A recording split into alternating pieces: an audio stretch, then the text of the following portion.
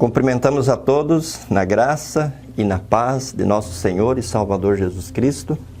Estamos vivendo esse tempo ímpar, esse tempo especial, que é o tempo de Advento, o tempo em que nós nos preparamos para a celebração do Natal, que é nada mais e nada menos a vinda de Deus ao nosso encontro para nos resgatar, para nos salvar através de seu Filho Jesus Cristo. Mas nesses dias, nesse final de semana que você está nos acompanhando, está acontecendo, ou aconteceu, melhor dizendo, no Seminário Concórdia de São Leopoldo, a formatura de mais 13 pastores que o Seminário Concórdia está colocando à disposição da Igreja de Jesus Cristo. 12 pastores vão atuar aqui no Brasil e um deles vai atuar na Alemanha, na nossa igreja irmã naquele país. Por isso, a minha reflexão hoje com vocês tem o tema Juntos Provendo Pastores para a Igreja de Jesus Cristo. Juntos Provendo Pastores para a Igreja de Jesus Cristo. Talvez, quando você ouve esse tema, talvez você pense, mas isso não é responsabilidade minha. Isso não é responsabilidade da minha família. Isso é responsabilidade da igreja, e provavelmente muitos pensam que isso seja uma responsabilidade da diretoria nacional da igreja, que seja uma responsabilidade do seminário, ou seja uma responsabilidade das lideranças distritais e assim por diante. A primeira coisa que nós precisamos pontuar quando falamos desse tema é que o mundo vive uma crise vocacional.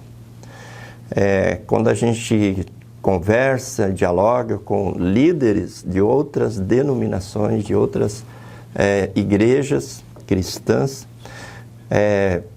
praticamente todos relatam essa dificuldade de uma crise vocacional. Existem poucas pessoas dispostas a ingressar nos seminários, a ingressar nas instituições que essas igrejas têm para preparar líderes, pastores, especialmente para preparar pastores. Só que essa é uma dificuldade que talvez esteja se acentuando agora, mas e esse é um desafio da igreja ao longo de todos os tempos. Tanto é que Jesus, em Mateus capítulo 10, versículos 37 e 38, diz assim: a seara é grande, mas os trabalhadores são poucos. Isso no tempo de Jesus, estamos falando do primeiro século da era cristã. Já o nosso mestre e salvador faz essa constatação. A seara é grande. E é muito grande, porque é o mundo. O mundo que hoje deve ter em torno de um pouco mais de 7 bilhões de pessoas, pelas quais Jesus morreu e para as quais a igreja tem a missão de levar a boa nova da salvação. Então a seara é grande, mas os trabalhadores são poucos. Vocês imaginam se a gente fizer um cálculo pela população mundial, quantos pastores a Igreja de Cristo deveria ter no mundo? Alguns milhões, né? Para conseguir chegar a essas 7 bilhões de pessoas, né? Por isso, uma vez que a seara é grande e os trabalhadores são poucos, por isso, diz Jesus, por isso peçam ao Senhor da seara, que é o próprio Jesus, que mande trabalhadores para a sua seara. Então, veja, esse desafio que nós temos hoje de prover, de recrutar jovens, né, pessoas para o serviço no ministério pastoral, já era o desafio no tempo de Jesus. Evidentemente que hoje nós temos as nossas peculiaridades, as nossas particularidades, algumas dificuldades específicas dos nossos tempos. Mas esse foi o desafio de todos os tempos. E veja que Jesus não diz aqui para o presidente da igreja, ou para o pastor, ou para as lideranças da congregação do distrito, ele diz para o povo, para a igreja, para as pessoas da igreja. Rogai, pois, ao Senhor da seara, para que envie trabalhadores para a sua seara. Portanto, essa é a primeira coisa que nós precisamos esclarecer aqui. Essa missão, essa tarefa, esse desafio de recrutar, de prover pastores para a igreja, Essa é uma missão, essa é uma tarefa, esse é um desafio de todos nós, de todo o cristão que pise na face da terra. Por isso agora eu gostaria de colocar algumas coisas que são importantes nessa busca de pastores. A primeira é a oração. O próprio Jesus não estabelece outras estratégias de buscas, de recrutamento de candidatos ao ministério, a não ser a oração. A igreja é de Cristo e é Ele que vai prover, é Ele que vai motivar, é Ele que vai capacitar, é Ele que vai conduzir pessoas à decisão de ingressar no seminário, se prepararem e serem pastores. Então, essa é uma tarefa que é minha, que é sua, que é de todos nós. E eu faço essa pergunta para você. Você tem orado por essa causa? Nas suas orações diárias, nas suas orações junto com a sua família, esse é um pedido que você e que vocês estão fazendo para Deus? Que Deus vocacione pessoas, que Deus mande trabalhadores para a sua seara, que Deus desperte jovens, que Deus capacite jovens para ingressar no seminário e se formar pastores? Então esse é o nosso primeiro desafio, esse é o fundamento, essa é a coisa mais importante e que está ao alcance de todos nós. Está ao alcance de todos nós orar para que Deus envie trabalhadores para a sua seara. Uma outra coisa muito importante é, agora uma palavra para você que é pastor. Eu, por exemplo, desde a minha infância sempre quis ser pastor. Nunca consegui me imaginar num outro ofício, a não ser ofício pastoral, e por um motivo muito especial. Porque eu tive um pastor na minha infância e na minha adolescência que era extremamente zeloso, extremamente dedicado, extremamente consagrado, abnegado, fiel ao ofício pastoral, fiel a Cristo e fiel ao ofício pastoral, consequentemente fiel ao rebanho que ele pastoreava. Ao crescer e olhar para ele, isso despertou em mim o interesse, o desejo de conhecer melhor esse ofício, de querer também ser um pastor como ele era. Portanto, a nossa postura como pastores, na forma como nós nos colocamos diante do rebanho, na forma como nós pastoreamos o rebanho, no valor que nós damos ao ministério, isso influencia positivamente. Isso desperta jovens e motiva jovens a quererem ser pastores também. O contrário também acontece. O contrário também acontece. Quando nós não compreendemos o que significa o ofício pastoral, quando fazemos o trabalho com má vontade, murmurando, reclamando, destacando os pontos negativos da igreja, não vendo as bênçãos, não vendo os pontos positivos, não tendo aquela visão correta, ampla do plano de Deus, a visão escatológica, fixando nossos olhos apenas nas coisas momentâneas, passageiras, tratando a igreja como se fosse uma instituição comum, uma empresa, uma associação, um clube, uma cooperativa, alguma coisa assim, sem a compreensão que ela é o corpo de Cristo e que ela trabalha para que as pessoas estejam com Deus e com salvos nos céus. Quando nós perdemos isso, aí nós ofuscamos, nós tiramos o brilho do ministério e ele não se torna atraente para as crianças, para os jovens, para os adultos, enfim, para quem quer que seja. Então, entre as pessoas da igreja, quem melhor pode promover o ministério, quem melhor pode dar visibilidade para o ministério, quem melhor pode recrutar pessoas para o ministério são os próprios pastores, porque eles podem se apresentar como modelo, eles podem se apresentar como exemplo e mostrar que o ministério pastoral, de fato, é muito bom. Tanto é que a palavra de Deus diz: se alguém almeja o episcopado, excelente obra almeja. Então, pastores, esse é um recado que vale para mim, para você, para todos nós pastores.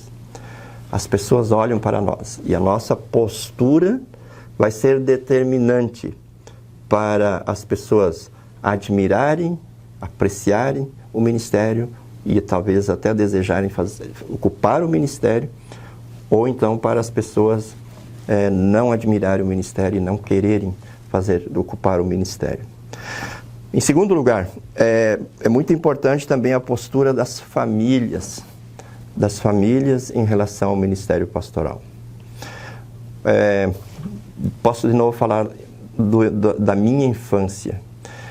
Nasci e me criei numa família, os pastores eram acolhidos, os pastores vinham de longe, no primeiro momento vinham da cidade de Mondaí, eu nasci e me criei em Dionísio Cerqueira. No segundo momento, os pastores vinham de São Miguel do Oeste, sempre a mais de 60 quilômetros, e os pastores se hospedavam normalmente na nossa casa. E a forma como o meu pai, a minha mãe e os meus irmãos mais velhos acolhiam os pastores, demonstravam respeito pelo ofício pastoral, respeito pela pessoa do pastor. Isso foi colocando em mim também algo muito especial em relação ao ministério. Eu admirava a postura do pastor, mas também admirava a forma como a família se relacionava com o pastor. A expectativa e a relação que a família tinha com o pastor.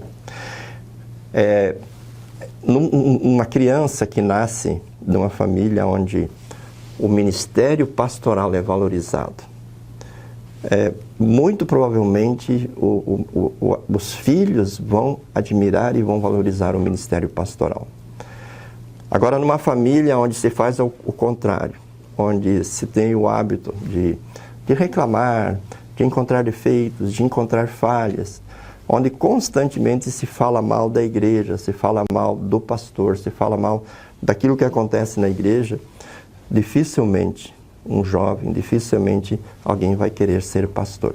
Então percebe que a família também tem, todas as famílias têm uma participação especial no sentido de mostrar para os filhos a importância do ofício pastoral.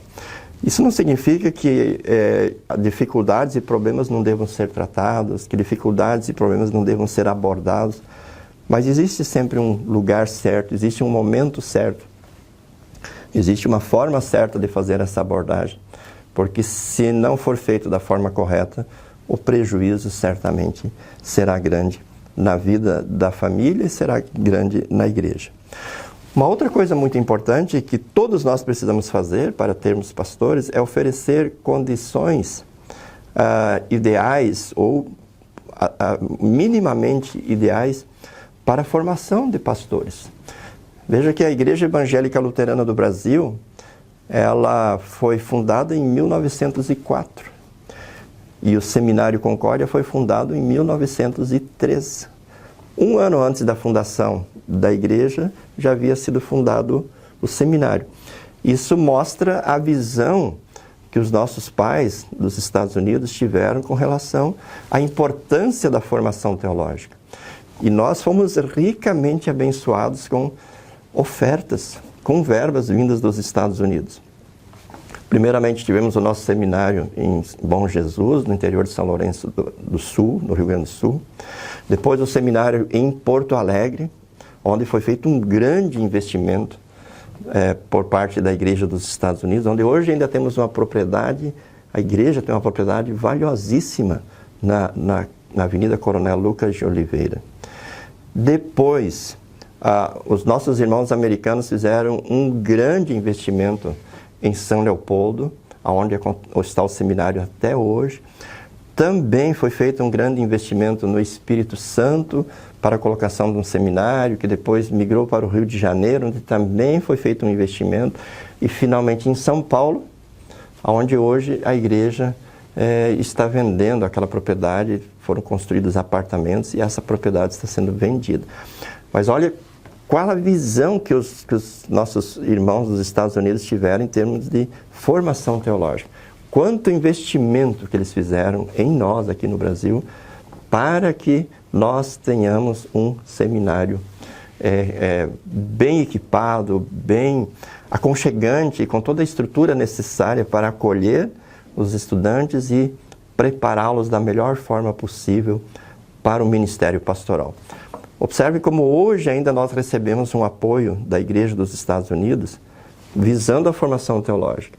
Eles disponibilizam bolsas para que pastores da IELB façam mestrado, doutorado nos seminários, tanto de St. Louis como Fort Wayne.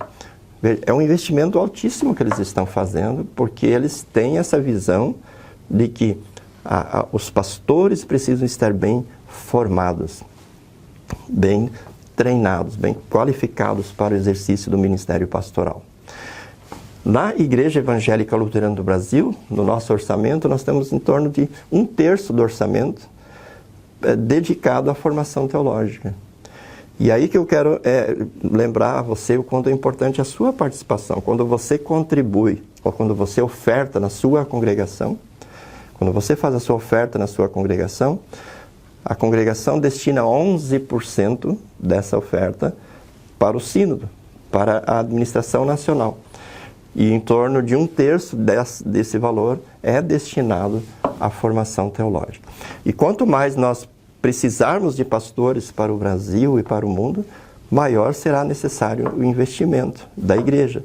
E qual é o dinheiro que a igreja vai investir? O dinheiro que você contribui. O dinheiro que você oferta lá na sua congregação, e a sua congregação contribui para a organização nacional, para o sínodo, para a IELB na sua administração nacional.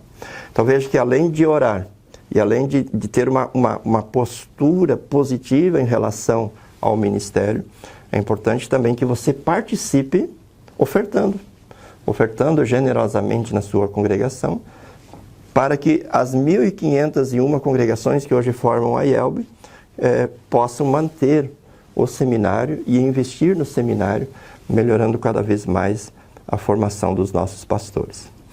Então vocês percebem que é um desafio de todos nós, é um desafio de toda a igreja. E para terminar, eu gostaria de dizer que a nossa visão não deve ser de formar pastores apenas para a IELB. Seguidamente a gente escuta pessoas dizendo: por que é que estão enviando pastores para o exterior se há congregações vacantes no Brasil? Veja que a missão que Jesus deu para nós não é uma missão que tem fronteiras. Jesus não disse: vão e preguem o evangelho para todos os brasileiros. Jesus disse: vão e preguem o evangelho a todas as nações. A ordem de Jesus é para todas as nações. E imagina, querido irmão, querida irmã, se lá no final de 1899, quando lá nos Estados Unidos foi decidido, numa convenção em St. Louis, se iriam ou não enviar um pastor ao Brasil.